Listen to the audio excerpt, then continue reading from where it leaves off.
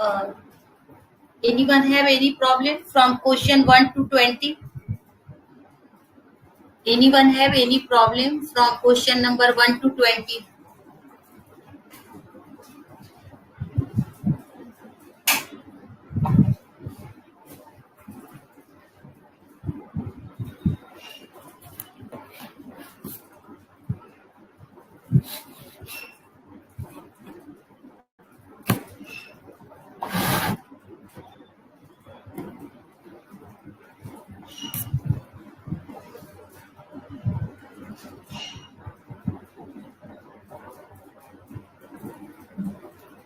किसी बच्चे को 1 से 20 तक में कोई प्रॉब्लम है तो बताओ मुझे, आगे मैं 21 से स्टार्ट करूं।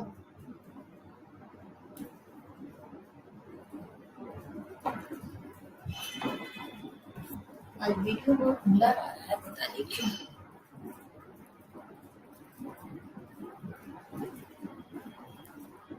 और कनिका क्वेश्चन नंबर 18। ओके बेटा 18। अब देखो आज बेटा मैं ना बच्चों मैं बोल भी रही हूँ और लिख भी रही हूँ, थोड़ा ब्लर मुझे भी इधर से दिख रहा है, बट पता नहीं प्रॉब्लम किधर से है, मैं नहीं कह सकती।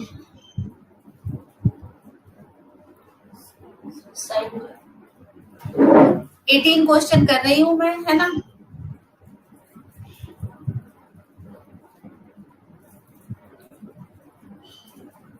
दिख रहा है बच्चों आपको? वीडियो क्लियर आ रहा है?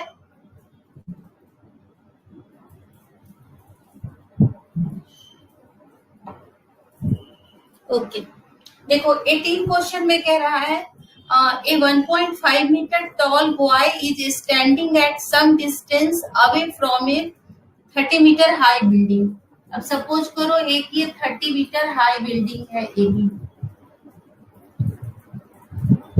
30 मीटर हाई बिल्डिंग, इससे सम डिस्टेंस पे एक 1.5 मान लो ये बॉय है सी डी, 1.5 मीटर का टॉल बॉय है ना, सम डिस्टेंस नहीं पता है। When he moves towards the building, the angle of elevation from his eye becomes 60 degree from 30 degree। अभी यहाँ से इसकी एंगल ऑफ एलिवेशन जो है वो है 30 degree.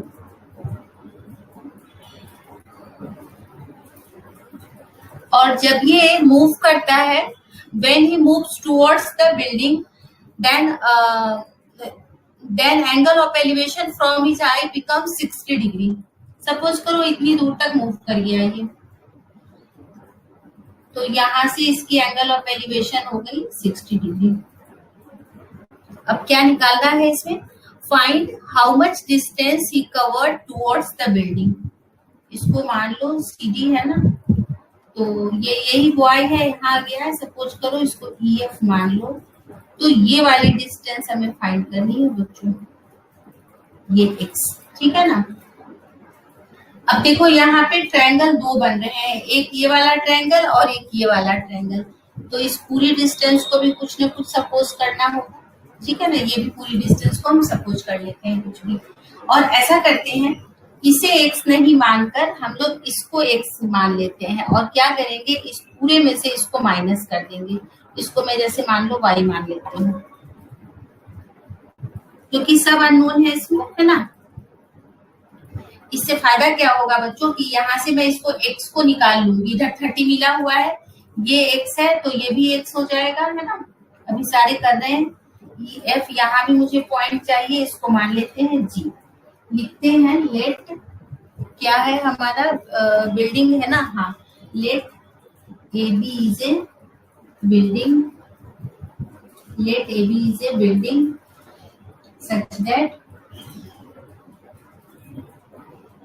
AB is equal to 30 meter. CB is a OI. CD is a OI and CD is equal to 1.5 meter. अब देखो ये 1.5 है तो ये भी यहाँ से यहाँ क्या हो गया 1.5 मीटर। ट्रायंगल बेटा ये वाला बन रहा है और ये, तो मुझे चाहिए यहाँ से यहाँ तक की डिस्टेंस, है ना। तो अब हम क्या लिखेंगे यहाँ पे AG is equal to AB minus BG। और यहाँ पे लिखेंगे, यहीं पर ऊपर में ही लिख देना CDG, और यहाँ पे लिख देना BG is equal to CD equal to 1.5 metre. तो यहाँ पे हम लिखेंगे AB की जगह पर क्या लिख देंगे 30, तो 2 बार लिखने से हम बच जाएंगे यहाँ पे 30 minus 1.5 and this is 28.5 metre. ये हमारा ये आ गया 28.5 मीटर। और ये जो 30 है ना बेटा, ये पूरे का है ना। इसको ऐसा करो, इसको हटा दो यहाँ से, यहाँ पे लिख दो 28.5 मीटर और इस पूरे को इधर बगल में दिखा दो 30 मीटर। तो डायग्राम भी साफ सुथरा हो जाएगा, है ना। ये हो गया यहाँ तक हमारा, क्या हो गया 30 minus 1.5 and this is 28.5 metre. अब आ जाओ पहले ये वाले ट्रायंगल में, इन ट्रायंगल, और यहाँ पर आपको पता है ना मुझे फाइंड क्या करना है, मुझे फाइंड करना है DF के आगे क्वेश्चन मार्क लगा देना। DF हमें फाइंड करना है, और DF फाइंड करने के लिए हम क्या करेंगे, DB में से BF को माइनस करेंगे, DB में से BF को माइनस करेंगे। In triangle AGE tan 60 degree equal to tan 60 degree equal to AG upon GE। tan 60 क्या होता है √3 और ये क्या है 28.5 और नीचे क्या आ गया GE। Therefore GE is equal to 28.5 upon √3। ये हो गया हमारा इक्वेशन फर्स्ट, ठीक है ना। अब हम लेते हैं बड़ा वाला triangle. In triangle AGC tan 30 degree equal to वही 28.5 और नीचे आ जाएगा बच्चों, यहाँ पे हमने जी की वैल्यू को x रखी है, तो यहाँ पे जी की जगह पर आप चाहो तो x रख लेना, है ना। यहाँ पे क्या रख लेना x, इसको हमने x सपोज किया है। और अब यहाँ पे जो हमारा y है, y की जगह पे मैं रखूंगी BF और प्लस DF। क्या रखूंगी मैं यहाँ पे, ये रहा DF, और DF किसके इक्वल है बच्चों, CE के इक्वल है, तो CE प्लस क्या आ जाएगा EG, और ये दिख रहा है आपको, है ना।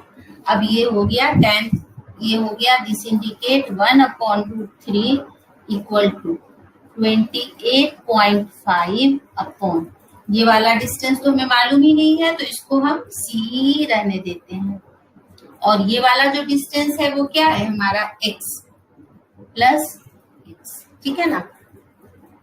और अब हम x की वैल्यू यहाँ से पुट कर देंगे, ऊपर रब कर दूं मैं।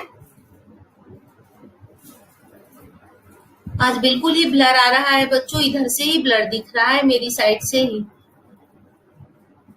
दिख रहा है आप सबको बेटा, बच्चों आपको दिख रहा है सबको,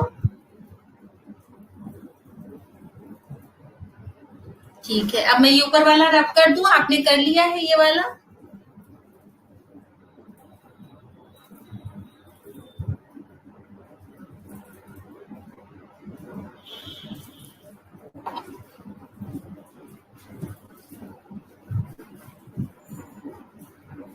देखो। अब हम क्या करते हैं, लिखते हैं, ये इससे मल्टीप्लाई करेंगे तो क्या आ जाएगा 28.5√3 equal to CE plus x।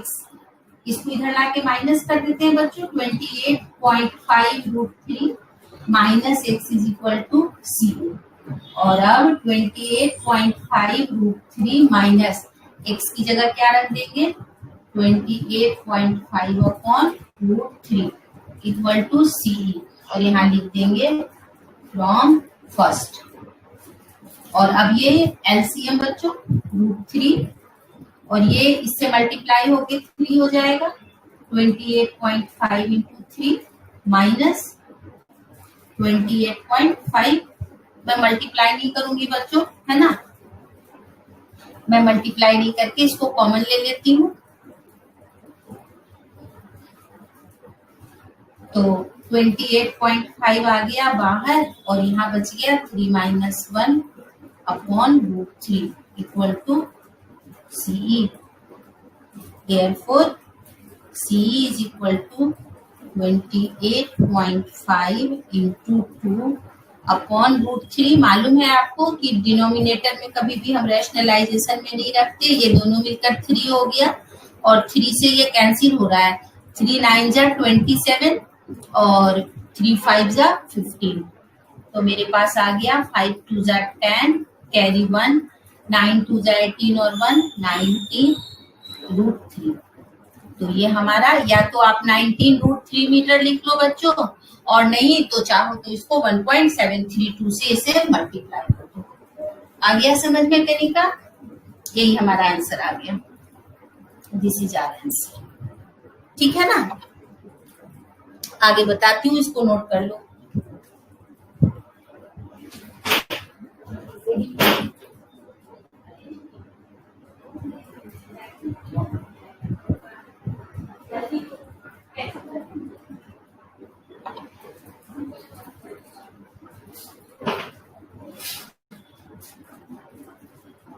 ऐसे छोड़ देती हूँ. अरे नहीं,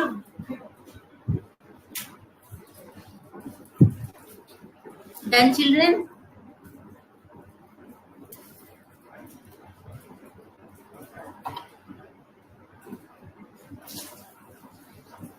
और 1920 में तो किसी को कोई प्रॉब्लम नहीं है. अब नेक्स्ट में 21 से बता रही हूँ.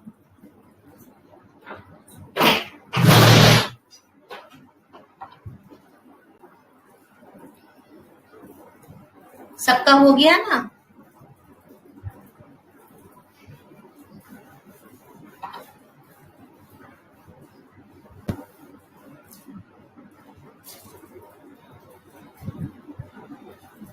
देखो नेक्स्ट में 21 क्वेश्चन बता रही हूँ. 21 में कह रहा है the angle of elevation of, अब ये क्वेश्चन थोड़ा सा अलग है बच्चों, ध्यान देना, पहले समझा रही हूँ. The angle of elevation of a cloud from a point 20 metre above a lake. अब देखो एक लेक है, ठीक है ना, मान लो ये हमारा लेक है. यहाँ पे मैं इसका सरफेस ले लेती हूँ और नीचे ये हमारा लेक है. अब कह रहा है कि लेक से the angle of elevation of a cloud from a point 20 metre above a lake. तो यहाँ पे एक पॉइंट लेते हैं हम. सपोज करो ये हमारा ए बी है और ये 20 मीटर है. इसने दे भी रखा है बेटा, the angle of cloud from a point above a lake, मतलब इस पॉइंट को हमें ए ही लेना है, ब्रैकेट में दे रखा है. अब सपोज कर लो कि यहाँ पे क्लाउड है सी पे, तो इसका एंगल ऑफ एलिवेशन जो है, अब एंगल ऑफ एलिवेशन के लिए इस लाइन को ज्वाइन करना पड़ेगा हमें. ये हमारा मिला हुआ है 30 डिग्री. अब देखो आगे कह रहा है the angle of depression of its reflection from point ए. इसी पॉइंट से ये जो क्लाउड है हमारा सी पर, इसका रिफ्लेक्शन, अब आपको पता है कि ये रिफ्लेक्शन कहाँ बनेगा, वाटर में बनेगा. अब देखो यहाँ ध्यान से, यहाँ पे मैं इसको डी ले लेती हूँ, इसको ई ले लेती हूँ, क्योंकि इधर ये 20 मीटर है तो इधर भी 20 मीटर है. अब देखो बच्चों, जो रिफ्लेक्शन होगा, पहले तो इस 20 का ये 20 मीटर होगा रिफ्लेक्शन, और मान लो अगर ये एच है तो फिर ये वापस यहाँ से यहाँ तक एच भी जाएगा ये, ठीक है ना. रिफ्लेक्शन दोनों का बनेगा. ये देखो आ रहा है समझ में? देखो ये 20 का रिफ्लेक्शन यहाँ आया और इस एच का रिफ्लेक्शन यहाँ तक आया. इसी पॉइंट से कह रहा है एंगल ऑफ डिप्रेशन. ये रहा हमारा एंगल ऑफ डिप्रेशन. तुम लोग जानते ही हो ये होता है डिप्रेशन, और ये कितना मिला हुआ है 60 डिग्री. अब फाइंड क्या करना है? Find the distance of cloud from point ए, मतलब हमें फाइंड करना है ए से. वापस क्वेश्चन समझा रही हूँ, एक बार ध्यान देना. कह रहा है एक लेक है, ये बीडी हमारी एक लेक है, और जो ये लेक है इस पे यहाँ पे एक क्लाउड है, और लेक से सम डिस्टेंस पर 20 मीटर ऊपर, जैसे ये लेक का सरफेस है, नीचे वाटर है, इस सरफेस से 20 मीटर ऊपर एक पॉइंट है और उस पॉइंट का नाम ए है. इस पॉइंट से ये जो क्लाउड है सी पर, इसका एंगल ऑफ एलिवेशन 30 डिग्री है, और इसी पॉइंट से ये जो क्लाउड है, क्लाउड का रिफ्लेक्शन, इसका भी नाम रख लेते हैं, ई के बाद इसका नाम एफ रख लेते हैं। ये जो क्लाउड है, क्लाउड के रिफ्लेक्शन का जो एंगल है, वो डिप्रेशन का एंगल जो है वो 60 डिग्री है, बना दिए। अब हमेशा याद रखना कि जब हम रिफ्लेक्शन बनाएंगे तो ये 20 का भी रिफ्लेक्शन आएगा और देन फिर एच का भी रिफ्लेक्शन आएगा। हमें बताना है कि इस ए पॉइंट से जो क्लाउड है उसकी डिस्टेंस क्या है। डन, ये क्वेश्चन था। रिटन पार्ट लिख देती हूँ, लिखो। लेट, इसका क्या लिख रखा है, नाम कुछ लिखा है क्या? द एंगल ऑफ एलिवेशन लिख देते हैं। Let cloud is at point C, ठीक है। ए तो हमें दिया ही हुआ है, और लिख देते हैं A is a point above 20 metre ले। अब हम आगे क्या लिखेंगे? F is the reflection of, C dash भी ले सकते हो रिफ्लेक्शन में। F is the reflection of cloud C. अब आगे हम क्या लिखेंगे? A B equal to D equal to 20 metre, ठीक है ना। और लिखेंगे let C is equal to H metre, then DF is equal to क्या हो जाएगा? 20 प्लस एच। और देखो बच्चों, यहीं पर एक चीज और मैं निकाल देती हूँ। देखो, मुझे इस ट्रायंगल की जरूरत पड़ेगी ना, तो इसके लिए मैं ईएफ भी निकाल लेती हूँ यहीं पर। EF is equal to D plus DF, and this is equal to 20 plus 20 plus h, and this is equal to 40 plus h। यहाँ तक किसी बच्चे को कोई दिक्कत है तो बताओ मुझे। यहाँ तक किसी बच्चे को कोई दिक्कत है बेटा? हाँ प्रियांशी, आज हो सकता है बेटा, ये बारिश हो रही है ना, इसलिए तो मैं बोल भी रही हूँ और लिख भी रही हूँ। यहाँ तक किसी को कोई दिक्कत नहीं है? देखो, वापस रिपीट कर रही हूँ। यहाँ पे क्लाउड है, ये एक पॉइंट है, इस पॉइंट से इस क्लाउड का एंगल ऑफ एलिवेशन 30 डिग्री है, और ये पॉइंट लेक से 20 मीटर ऊपर है। क्लियर? अब ये जो पॉइंट है, इसका रिफ्लेक्शन बन रहा है एफ पे। ये पॉइंट सी है, F is the reflection of cloud C, okay. And the angle of depression of F is 60 degree from point A. Again we know that reflection is the total of CD, so this is 20 plus H, but in triangle AEF we have taken EF, and EF equal to 20 plus H, and this is 40 plus H। अब एक बार ऊपर का triangle लेंगे और एक बार नीचे का triangle लेंगे, उसके बाद कुछ भी हमें फाइंड करने का है बच्चों, हम सब कुछ फाइंड कर सकते हैं। सबसे पहले हम क्या कर लेते हैं, मुझे ये निकालना है ना, तो ये निकालना है, और मेरे पास देखो इस तरफ 40 प्लस एच है, तो एक बार हमको एच को भी इक्वेट करना होगा, क्योंकि एसी निकालने के लिए या तो हम कॉस की हेल्प लें या तो हम साइन की हेल्प लें, दोनों में से किसी की हेल्प लेंगे। इसे मैं रब कर रही हूँ, है ना? कर लिया है ना आप सबने?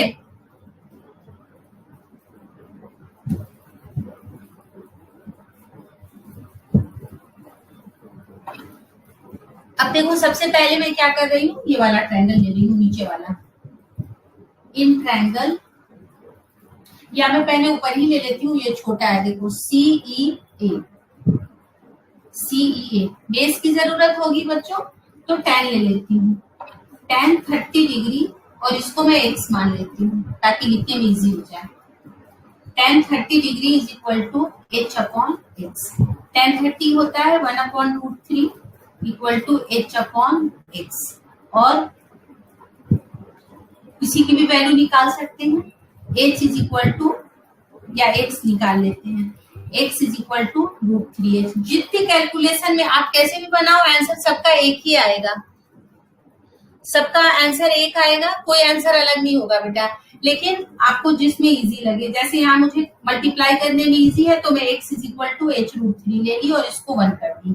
अब ले लो दूसरा वाला ट्रायंगल, बड़ा वाला, in triangle AEF, in triangle AEF tan 60 degree equal to EF upon AE। tan 60 की वैल्यू बच्चों √3 होती है, √3 इज इक्वल टू EF अभी हमने तुरंत फाइंड किया था 40 प्लस H, और नीचे AE की जगह पर क्या आ गया X, ठीक है ना। अब देखो X की वैल्यू है मेरे पास यहाँ पर, तो मैं यहाँ पुट कर दूंगी और इसको 1 लिख ही रखी हूँ, और √3 is equal to 40 plus H upon X की जगह पर रखूंगी √3H।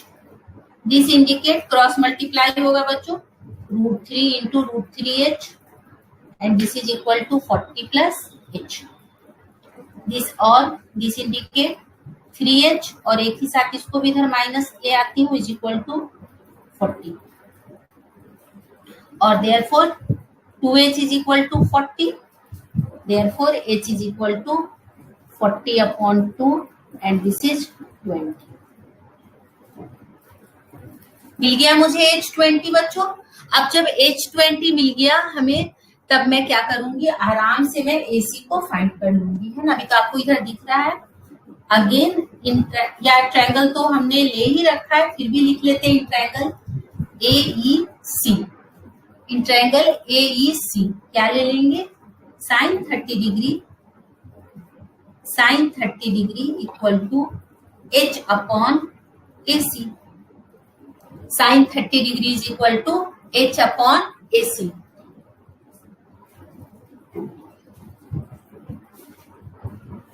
और अब sin 30 की वैल्यू डालते हैं। sin 30 क्या होता है, sin 30 होता है हाफ, तो half is equal to H की वैल्यू हमने निकाली है 20 अपॉन AC, दिख रहा है, therefore AC is equal to 2 into 20 and this is equal to 40 metre answer. आ गया बच्चों समझ में, इसका आंसर आ गया हमारा 40 मीटर। थोड़ा सा बड़ा है, अब आप लोग बताओ कि वापस से बताने की जरूरत है या समझ में आ गया सबको। सोनू को तो समझ में आ गया, हर्षित को भी आ गया, good Kanika, Kishan, sorry, very good बेटा। रिस्पॉन्स करो, आप लोग रिस्पॉन्स करते हो तो मुझे भी पढ़ाने में अच्छा लगता है कि बच्चे समझ रहे हैं। गुड बेटा निहारिका, गौरव, प्रियांशी, आशीष, अक्षत, सबको समझ में आ रहा है ना। शिवम वेरी गुड, कुणाल आ गया ना समझ में बेटा। देखने में थोड़ा डिफिकल्ट लग रहा था, पायल गुड बेटा, लेकिन इतना भी डिफिकल्ट नहीं था। केवल यहाँ पे ध्यान रखना 40 प्लस H। आप दूसरे भी लोगे ना बेटा, कॉस भी लोगे तब भी बन जाएगा। जैसे x की वैल्यू लेकिन निकालनी पड़ती, मुझे h मिल गया तो मैं वापस x क्यों निकालूं, इसलिए मैं डायरेक्ट साइन थीटा लगा दी, है ना। अब मैं 20 सेकेंड क्वेश्चन बता रही हूँ आपको। From a point on A bridge across a river, the angle of depression of the bank on opposite side of the river are 30 degree and 45 degree respectively. If the bridge is at height of 4 meter from the bank, find the width of the river. बच्चों मैं इसका diagram समझाती हूँ, question कैसे बनाएंगे वो समझाती हूँ, है ना। उसके बाद आप लोग अगर आ जाए तो यस कर देना, खुद कर लेना, और नहीं आए तो बोलना, फिर मैं उसको सॉल्व करूंगी। ये तो डन हो गया, सब बच्चों ने कर लिया, इसे डब कर दो।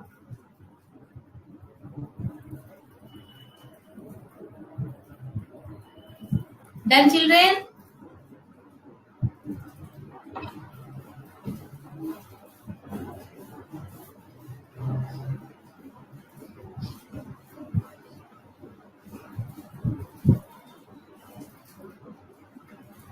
देखो मैं डायग्राम बता रही हूँ बच्चों इसका। क्या कह रहा है कि एक ब्रिज है रिवर के ऊपर। अब जैसे ये मान लेते हैं कि ये भी हमारा ब्रिज है, ठीक है ना। अब इसके देखो कह रहा है अपोजिट साइड में रिवर के, तो इधर भी ले लेते हैं, इसलिए ये नहीं कह रखा है इधर या इधर। एक तरफ जो है 30 डिग्री है और दूसरी तरफ जो है ये 45 डिग्री। नाम रख लो इसके भी C और D, है ना। और ब्रिज की हाइट शायद दे रखी है, ब्रिज की हाइट 4 मीटर है। अब आपको निकालना है विड्थ ऑफ द रिवर, ठीक है ना, तो यही विड्थ है रिवर की सीडी। एक को x मान लो, एक को y मान लो, निकाल लो। क्या लगाओगे, tan लगेगा, tan से x निकाल लो, tan से y निकाल लो, और क्या लिख दोगे, width of river equal to CD and this is x plus y, और यही आपका आंसर हो जाएगा। कर लोगे ना, इजी है, आ गया है सबको समझ में। x क्या होगा, tan 30 is equal to 4 upon x, tan 30 क्या होता है 1 upon root 3 is equal to 4 upon x, निकाल लोगे।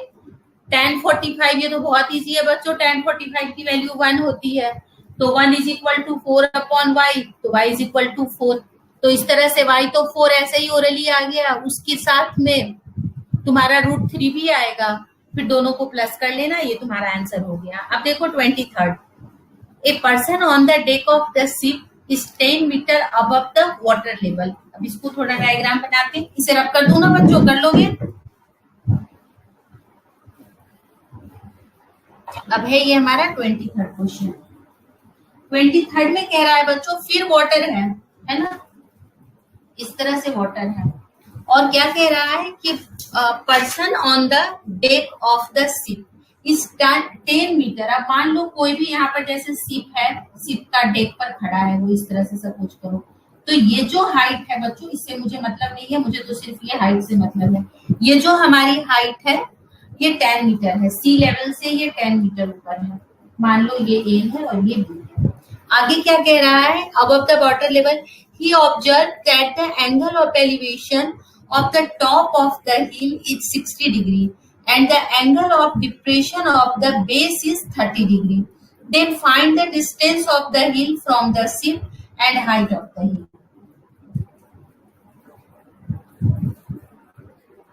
CD.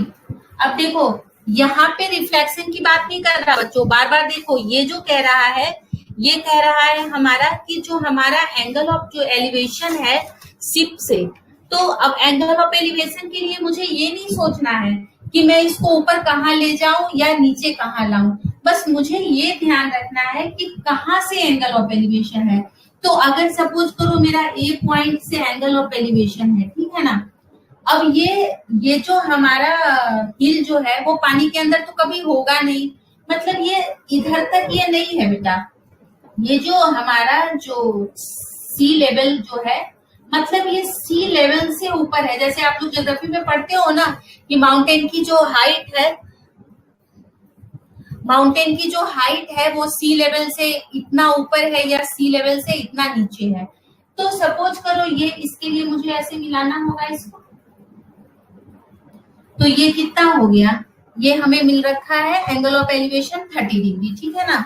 एंगल ऑफ एलिवेशन तो हमने डाल दिया, sorry, angle of elevation top जो है हमें 60 डिग्री मिला हुआ है, एंगल ऑफ एलिवेशन 60 डिग्री। अब देखो इसी पॉइंट से मुझे कह रहा है उसका डिप्रेशन। अब ये देखो जैसे सपोज करो सी लेवल है, तो सी लेवल से ये 10 मीटर ऊपर है, तो बेटा ये जो ग्राउंड जो होगा ना वो नीचे वाले पॉइंट से होगा, मतलब हमारा जो ग्राउंड होगा बच्चों ये वाला पोर्शन होगा, समझ रहे हो, ये हमारा ग्राउंड है ना। तो ये ग्राउंड है हमारा, तो ये 10 मीटर है, तो ये भी 10 मीटर है। 1 मिनट बच्चों, मैं बैटरी ये लेकर चार्जर आ रही हूँ, मेरी बैटरी लो हो रही है।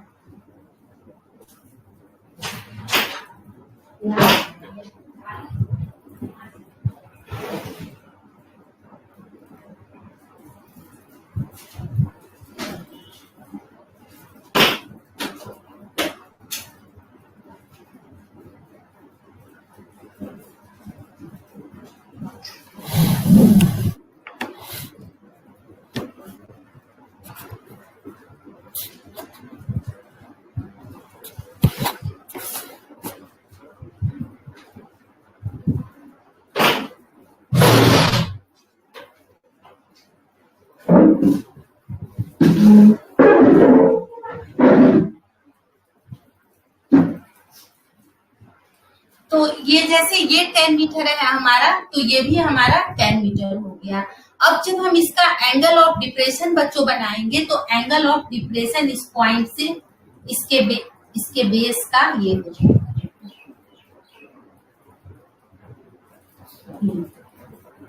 थोड़ा और इसे बड़ा बना लेते हैं ताकि डायग्राम हमारा साफ दिखे, ठीक है ना।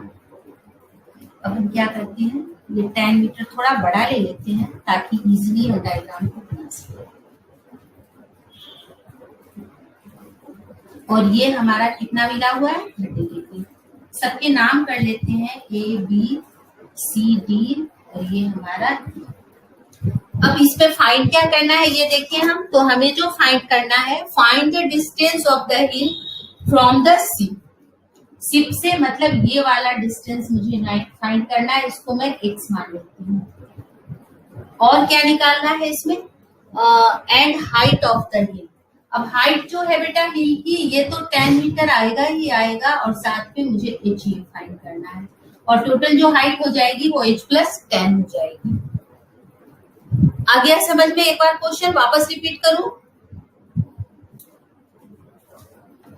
यहाँ पे देखो, यहाँ पे इस साइड पे C है, C के पास यहाँ पे एक सिप है। सिप के डेक जानते हो ना, इस तरह से सिप होती है, इसका डेक यहाँ पे होता है। यहाँ पे ये मैन खड़ा है, मतलब यहाँ से यहाँ तक जो ये है यही हमारी AB है ना, और ये AB 10 मीटर है। इस ए और यहाँ पर बेटा इसका नाम भी रख लेते हैं, ये यहाँ पे C है, दिख नहीं रहा है, देखो C जो है एक हिल है, ओके। ये हिल जो है, इस ए पॉइंट से इस हिल का टॉप का जो एंगल ऑफ एलिवेशन है वो है 60 डिग्री, और यहाँ से जो इसका बॉटम है, ये बॉटम में आपको समझाई कि जो सी लेवल होता है हमेशा सी लेवल ग्राउंड को लेकर लेते हैं, तो यहाँ से ऊपर हमारा ये हिल होगा, तो ये 10 तो होगा ही होगा इसमें, और प्लस h, तो ये हमारा इसका बॉटम या बेस हो गया है ना। तो यहाँ का डिप्रेशन का एंगल जो है ये 30 डिग्री हो गया, ठीक है। हमें दो चीजें फाइंड करनी है, एक तो ये भी बताना है कि ये यहाँ से यहाँ तक कितना है, और दूसरा टोटल इसकी हाइट बतानी है। तो टोटल हाइट में सिर्फ h नहीं आएगा, h + 10 आ जाएगा। अब चलो इसका रिटन पार्ट लिखते हैं। ये क्या है, पर्सन है ना, तो हम यहाँ पर पर्सन के बारे में लिखते हैं। Let AB is a person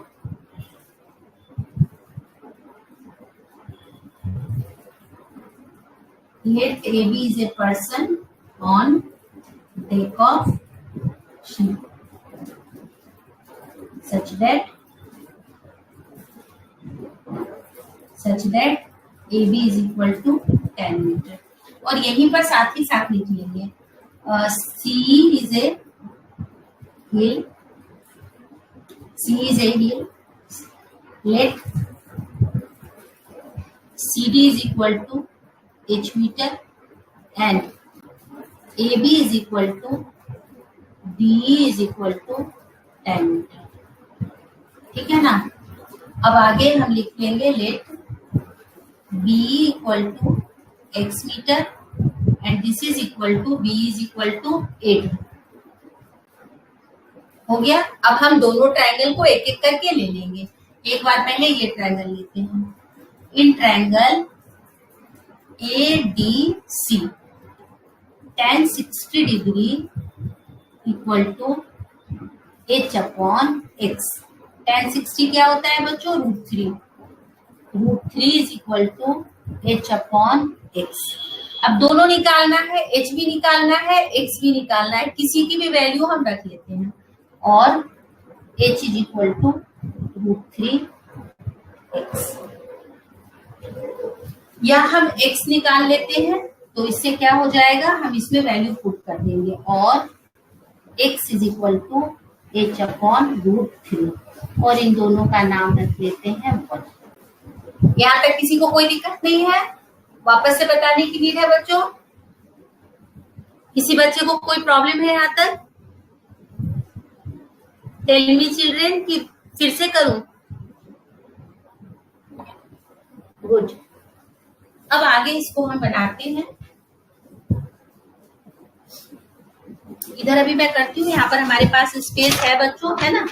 in triangle कौन सा ट्रायंगल लेंगे इस बार हम? AED। AED tan 30 degree equal to tan upon x। tan upon x दिख रहा है आपको, है ना? tan 31 upon √3 equal to tan, और जो x की वैल्यू निकाले हैं, क्या निकाले हैं? h upon √3। This is equal to tan √3 upon h। ठीक है ना? अब ये क्रॉस मल्टीप्लाई होगा बच्चों, और दिख रहा है ना, और h is equal to tan into √3 into √3 and this is equal to 30 metre. एक तो मिल गया मुझे, h क्या मिला? 30 मीटर।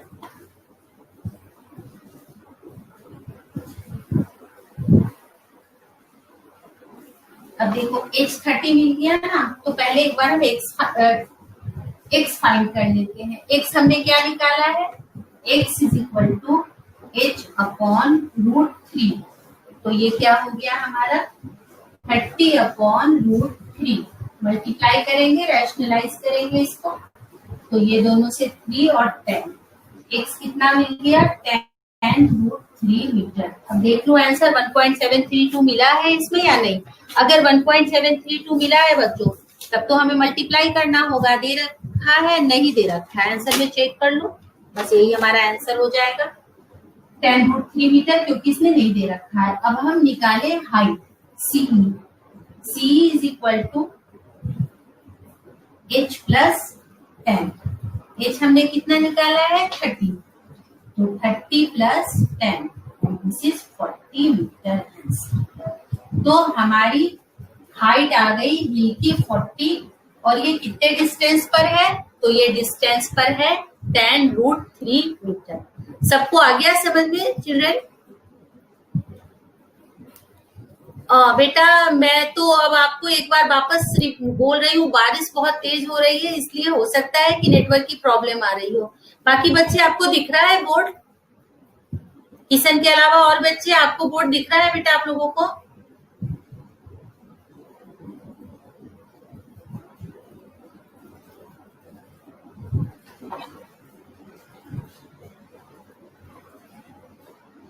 देखो ये वाला मैं बोल रही हूँ, आप लोग लिख लो। यहाँ तक तो दिख गया है सबको? x इज इक्वल टू, अब दिख रहा है बेटा? ठीक है, दिख रहा है तो कर लो, ऐसे बोल दे रही हूँ। x is equal to h upon √3। h की वैल्यू हमने 30 निकाली है नीचे बच्चों, यहाँ 30 रख दी, 30 अपॉन √3। अब आपको पता है कि कभी भी हम बेस में नहीं रखते हैं, तो रैशनलाइज कर दिए √3, ये दोनों मिलकर 3 10 जा 30, तो tan √3 हो गया। ये ऑलमोस्ट बन गया था बेटा यहाँ पे। अब टोटल हाइट निकालनी थी, तो h तो हमने 30 निकाल ही रखा था, तो 30 प्लस 10, और 30 प्लस 10 क्या हो गया बच्चों? 40। तो हमारी हाइट हो गई 40, और डिस्टेंस जो है वो हमारा हो गया tan √3।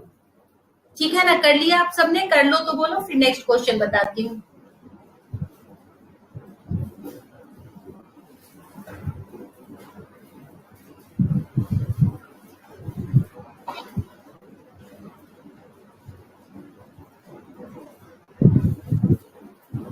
गुड किशन, हर्षित, कनिका, वेरी गुड बेटा। और बच्चे गिव मी रिस्पॉन्स। तो नेक्स्ट क्वेश्चन बताऊं मैं आपको? टाइम ओवर हो गया आपका, 2:10 हो गया, आज तो पता ही नहीं चला। देखो बेटा 24 प्रॉब्लम जो है ना, वो एक ट्री वाला प्रॉब्लम कराई थी ना पहले आपको मैं, कि ट्री जो ब्रेक हो रहा है वही है। देखो, a vertical straight tree 12 metre high breaks due to wind, strong wind in such a way that its top touches the ground and makes an angle of 60 degree with the ground. Find at what height from the ground did the tree break. 1 minute लेती हूँ आपका। जैसे suppose करो आप ये problem बना लेना, है ना? वही वाला प्रॉब्लम है बेटा, इस तरह से, ठीक है ना? और सपोज करो कि यहाँ से ये ब्रेक होकर यहाँ आ गया, है ना? तो आपको उस दिन भी बताई थी कि ये दोनों आपस में क्या होंगे? इक्वल होंगे। अब इस क्वेश्चन में पूछ रहा है, यही हाइट निकालने कह रहा है कि बताइए कौन से हाइट से ये ब्रेक हुआ है, और टोटल आपको यहाँ पे मिला हुआ है। तो बस वही है, इस ट्रायंगल से क्या करना, निकालना, ये वाला पार्ट इसके इक्वल होगा। तो इस ट्रायंगल से इसको निकालना और निकाल के टोटल हाइट से माइनस कर देना। ट्रायंगल से आप ये हाइपोटेनियस निकालना और हाइपोटेनियस निकालकर टोटल हाइट से माइनस कर देना, यही आपका आंसर होगा। तो आप लोग ये क्वेश्चन हमारा है 24 तक कर लेना बेटा, फिर 4 प्रॉब्लम बच जाएंगे, वो मैं नेक्स्ट क्लास में आपको करा दूंगी, है ना।